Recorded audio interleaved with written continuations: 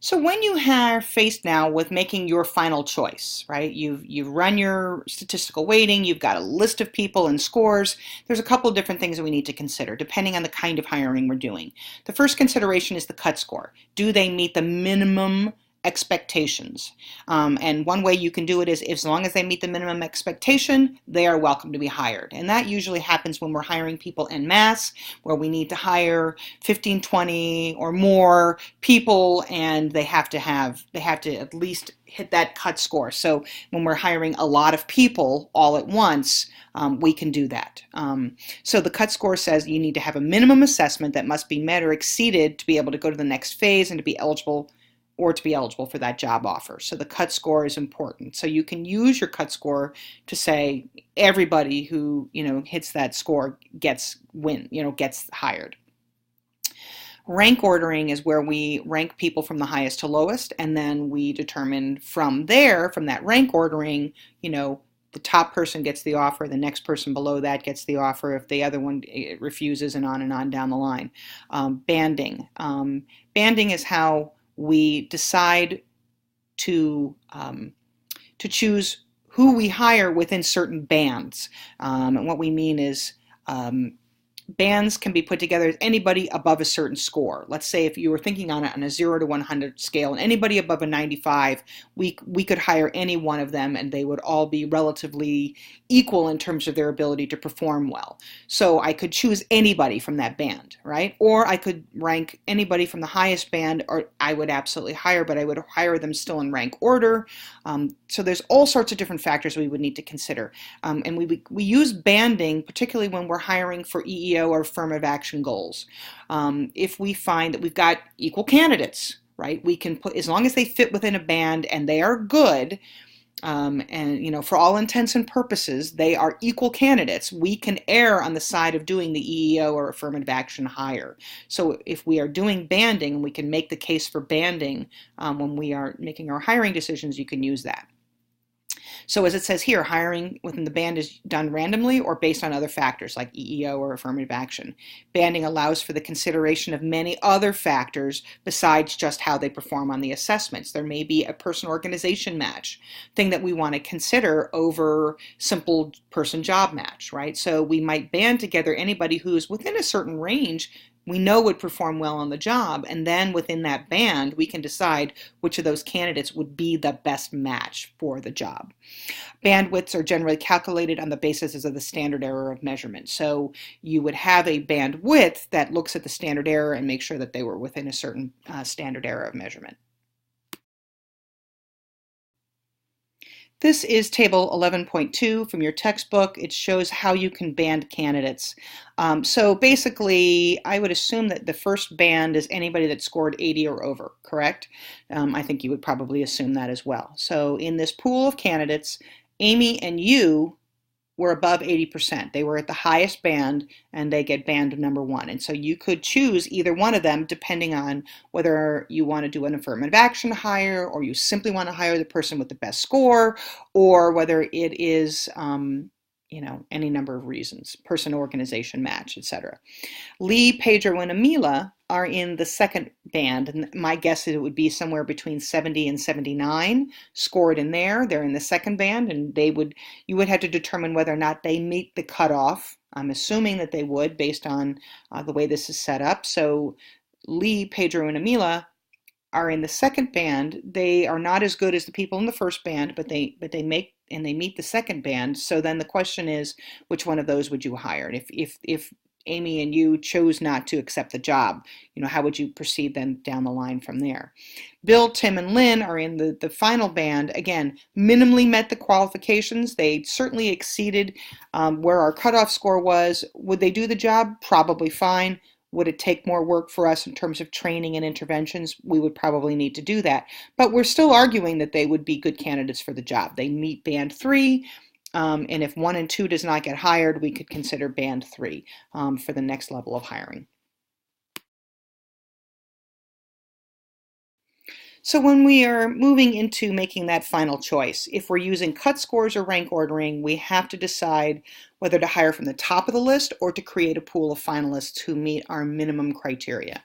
And if you're using banding, obviously you use a different approach to that. The pool of finalists can then be rank ordered based on other assessments, whether they're randomly assigned or banded, whatever that might be. It could be person-organization match, it could be affirmative action, EEOC hires. It depends on all sorts of things. As long as the person meets our minimum criteria, we need to consider that. Whenever possible, the ability of the assessment score to predict job success should be carefully evaluated, and cutoff scores are set high enough to make sense that this new person that we're going to hire is going to meet or exceed what we need in terms of standards of work performance. So where we set that cutoff score is really important. It's part of the validation process that we need to engage in the system to make sure that people with these cutoff scores are going to perform well. Now, we may consider validating that in a concurrent validity type of test where we look at our current employees and where their cutoff scores are on certain assessments. So that's one way we consider that. But setting that cutoff score is really challenging, and it really needs to be done well with respect to how well they need to perform to do well on the job, like comparable to our current employees. There are some legal issues that we need to consider when we're ready to make a hiring decision. For example, under the Fair Labor Standards Act, people are allowed to collect overtime and get compensatory time off. So let's say someone worked a lot of overtime and they asked for compensatory time off. And you look at that applicant and say, well, they worked a lot of overtime and they get all this extra time off or this compensatory time off.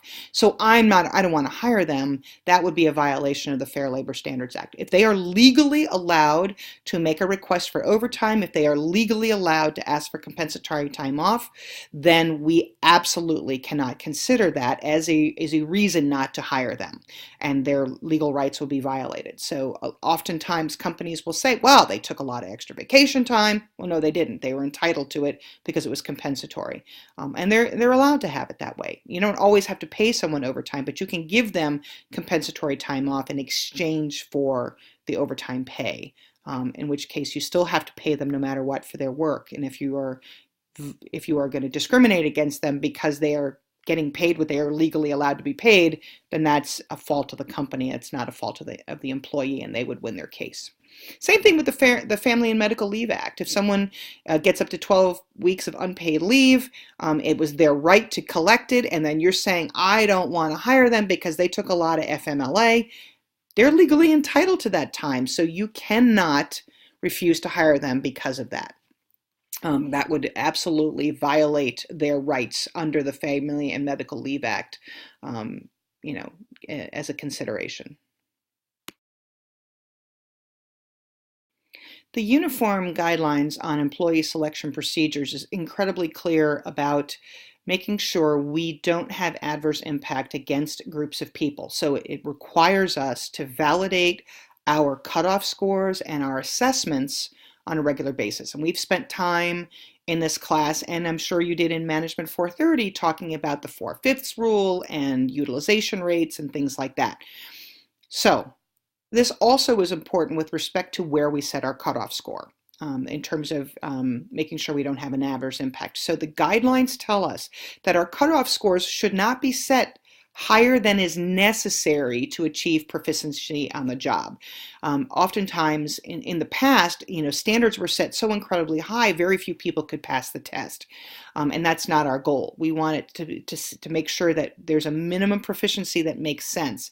Now, if we set it at a reasonable proficiency rate and people still don't pass it at a high rate, that's okay. It's not adverse impact in that situation.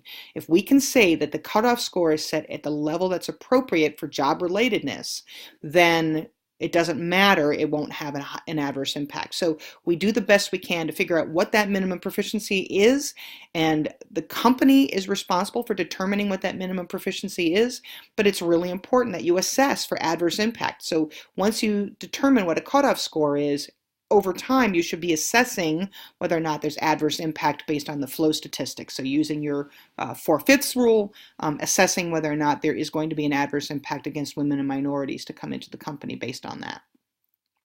The uniform guideline also states that the way in which normal expectations of proficiency within the workforce were determined and the way in which the cutoff score was determined should also be described. So it's important that you show your numbers, show your math, show your work, and have a narrative that describes why your cutoff score was set at a certain level, what you did to be able to validate that, to make sure that the test score set at that particular level made the most sense. My best advice to you is to, if you're going to be doing this, is to work with a consultant that knows how to set proper cutoff scores and will help you with that validation process if you're not comfortable with doing that on your own.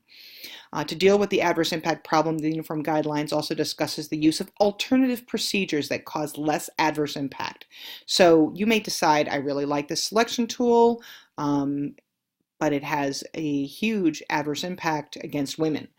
So therefore, you want to find an alternative procedure that you could use and be able to identify an alternative procedure that you would have people go through if you think there's going to be an adverse impact. As we've already said, sometimes when you have to make a final choice among candidates who seem to be, for all intents and purposes, equal, you want to make sure that you are doing this in a legally sound way. You can make preference for diversity, but you have to have justification for it. So affirmative action and diversity program goals need to be really clear and implemented in a consistent and fair way to make sure we don't have problems in a legal aspect. Pursuing diversity hires should not begin during the assessment stage. It actually should be identified early on in the applicant pool, and you should be able to justify and demonstrate that you reached out to diverse pools to attract diverse candidates into the organization.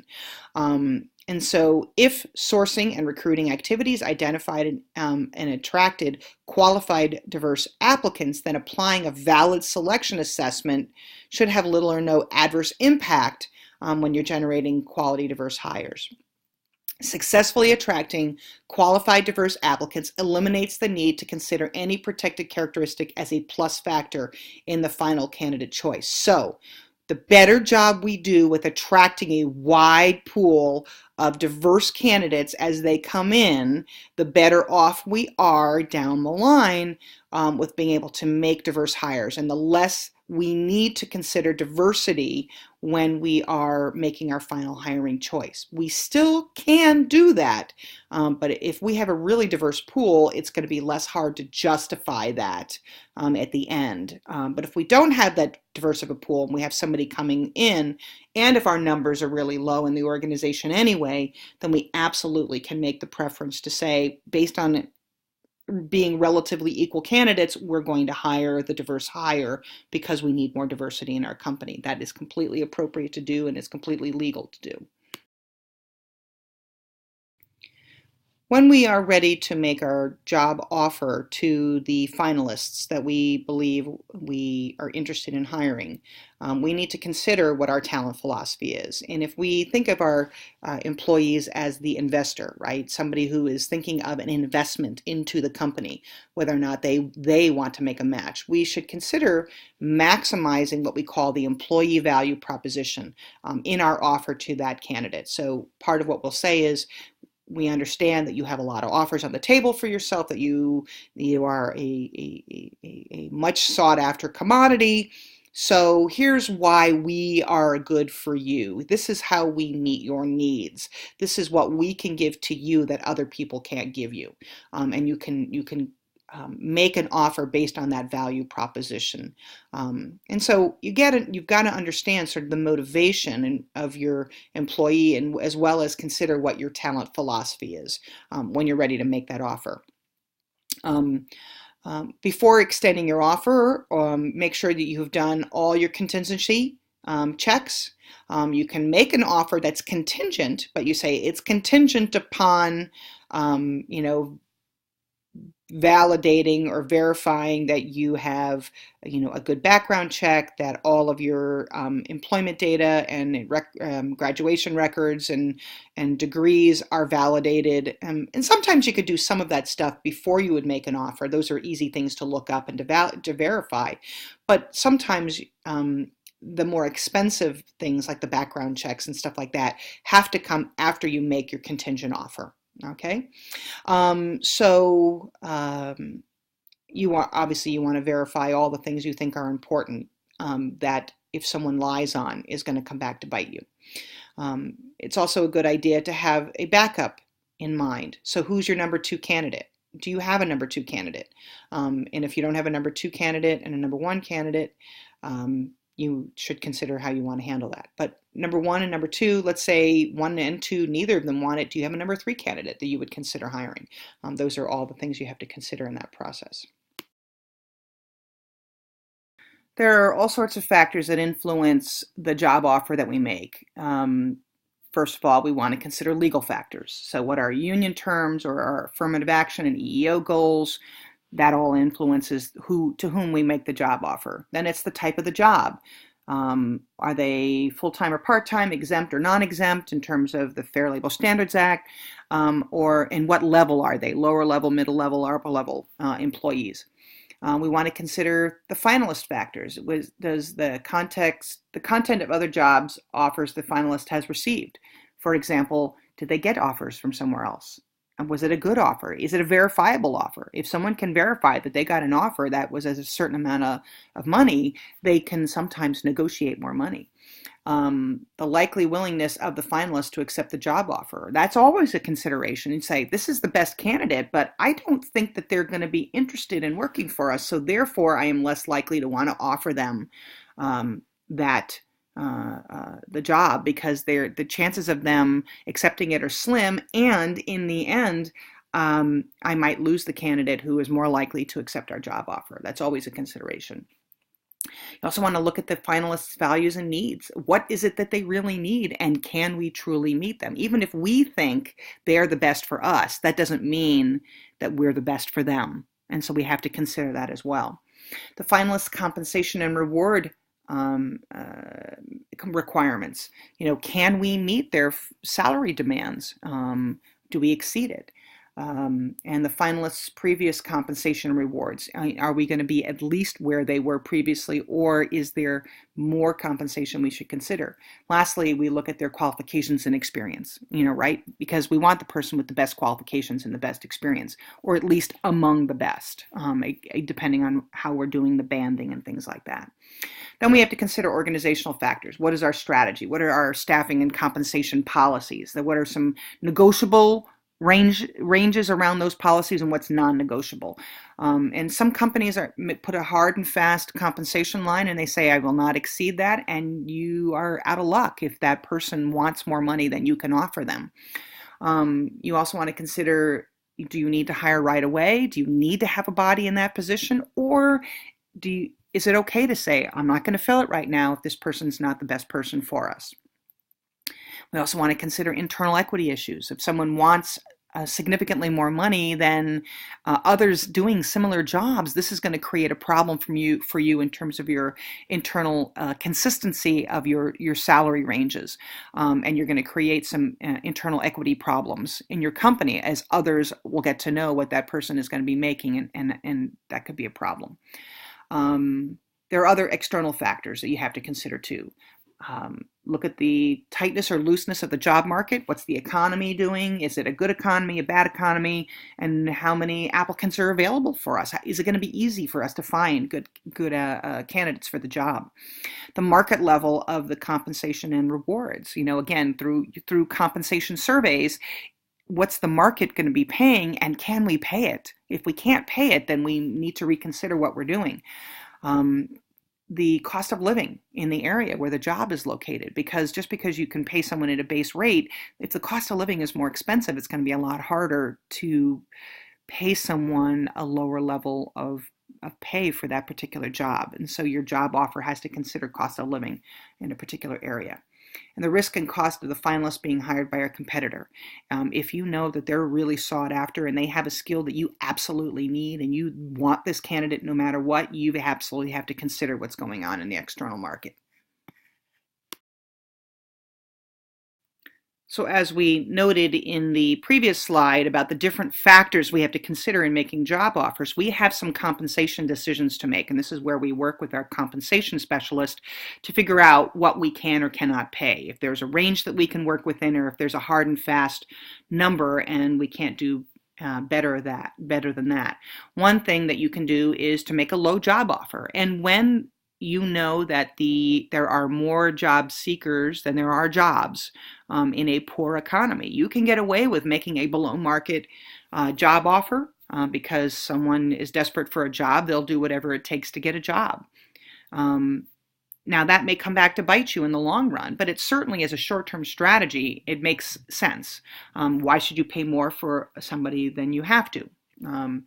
You also might want to consider a competitive job offer where it's at least competitive with the job market, right? So we know that other companies are paying within a certain range. We can pay within that certain range. We can also do a high job offer where we turn around and pay the maximum because it is really important for us to attract highly qualified people. And this might be a consideration for us based on our corporate strategy. If we're a differentiation strategy company, then making high job offers is really important, particularly for rare skills or skills that we know are essential to the success of our business. A maximum job offer that we make is simply our best and final offer. This is what we can offer. That's it. We can't go more than that. And that can turn people off, but at least we can make a determination whether or not that is the best and final offer that makes the most sense for the applicant.